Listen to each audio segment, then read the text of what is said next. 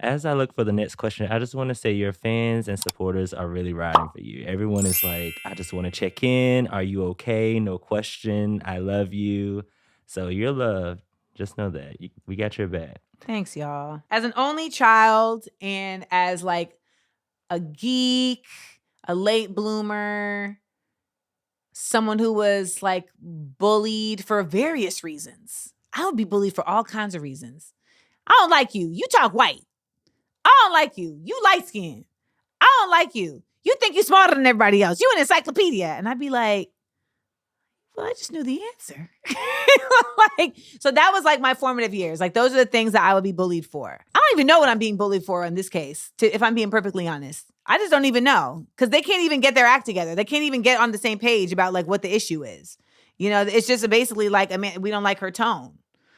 But I just feel like what's my tone? I mean, and there's so many people who are fine with my tone and love the tone and feel empowered by the tone. So it's also a measure of ego when people feel like, well, my version of this is the version that matters. But I will say that it really, as that person who has always kind of been, you know, in the space of having a target, it really feels just really, really, if it's like a really big deal to feel supported in this way. I've never been supported in this way in my life.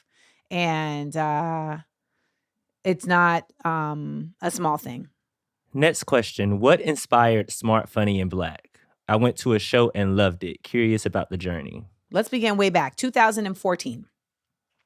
I was doing a lot of shows at the Stand Comedy Club. I was doing a lot of stand-up at the Stand Comedy Club. And they offered me a show on the weekends, basically where they're just like, hey, like you can have a time slot on the weekend where you can do your own show and have your own audience and take money off the door, etc. So I said, cool. They were located in like, at the time, they were located in like the 20s and like the financial kind of Chelsea financial district, a lot of like the white boys who do coke district. So I was like, I want to be able to bring a different kind of audience here. You know, like a smart, like funny black audience. You know what? I'm gonna just call it a show Smart, Funny, and Black. So I hit up Mark Lamont Hill because y'all don't know, but Mark Lamont Hill is actually hilarious. And I was like, do you want to like partner with me in doing this comedy show? So we actually started Smart, Funny, and Black together just as a showcase of Smart, Funny, Black comics. Also because as I got more involved in comedy, because I started doing comedy in 2013 as a stand-up. As I got more involved, I saw that basically there was like, you're either a black comic in the style of Comic View or you're a black comic that performs for white people. But there's like so many comics in the middle that aren't black in the style of Comic View, but they also want to perform for black people. And I just felt like we needed a space for like that kind of comedy, like kind of like, you know, intellectual black comics, you know, more like leaning on clever versus necessarily like the physical side of things, etc. And so that was also what the goal was, to create a space for that particular kind of comedy. And so you just call it Smart, Funny, and Black, and you know exactly what it is. So we did that. And then when I moved to LA, Mark has had a lot going on. So we kind of just like drifted apart. And when I moved to LA, the thing that was always happening in LA with comedy was called Comedy with a Catch. And everybody would have a show that was like some type of like format. So I remember there was one that was like strip comedy, and like every joke you tell, if people don't laugh, you got to strip something.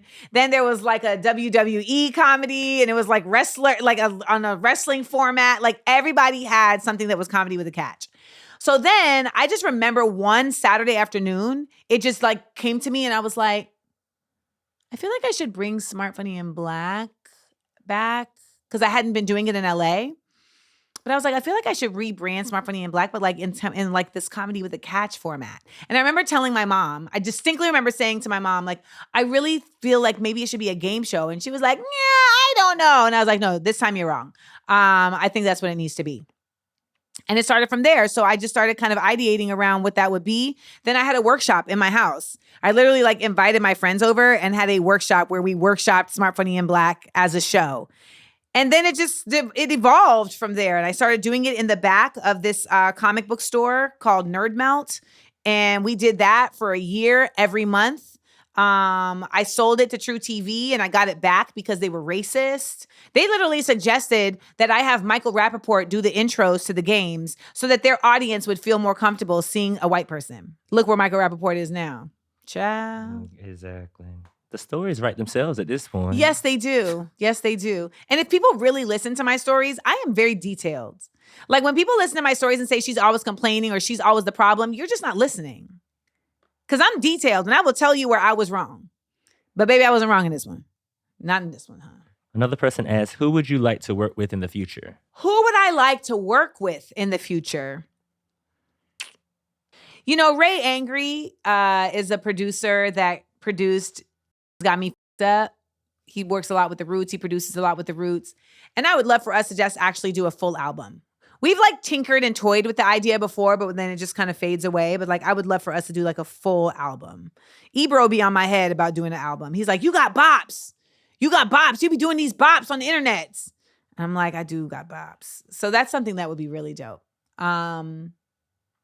And Mo Better Woo was the musical that I wrote with Chris Bowers, who is an incredible scorer. He scored Bridgerton. He scored The Origin. He scored Green Mile. He scored like all this stuff.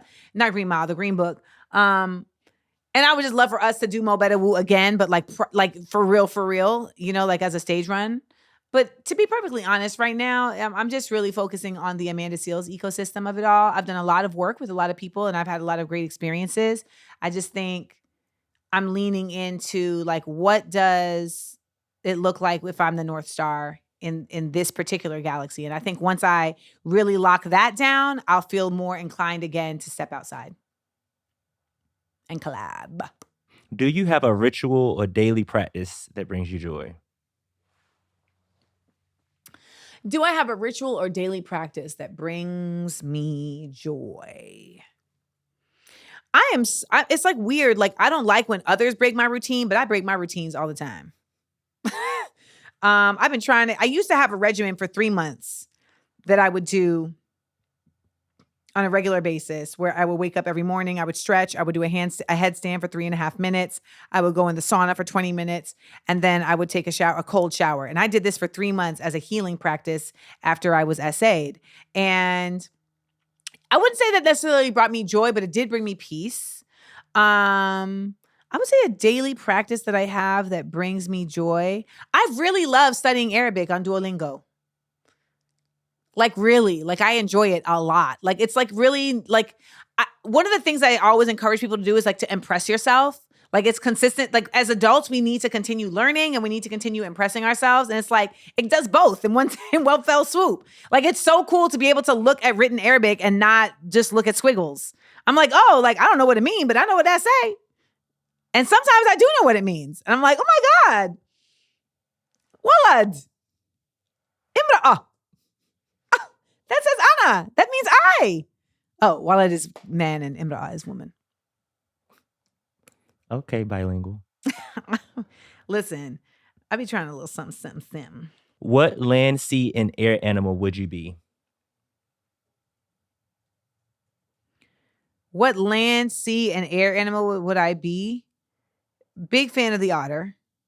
I'm a dolphin. Oh, no question. I'm a dolphin. They're smart as heck. You know, they're fun. They're sexual. They're playful. They be swimming. I'm obsessed with the ocean. I'm out here. I'm a dolphin. Or, I mean, obviously, I'm a seal. I mean, you know, I can't be a SEAL, but y'all could be a member of the SEAL squad. We do this essentially every week on the bonus episode of Small Doses Podcast. You guys can be in the live asking questions in real time. And even if you can't be there, you still get access to the episode. So that's been a really cool space, all my SEAL squad members. So shout out to all my SEALs.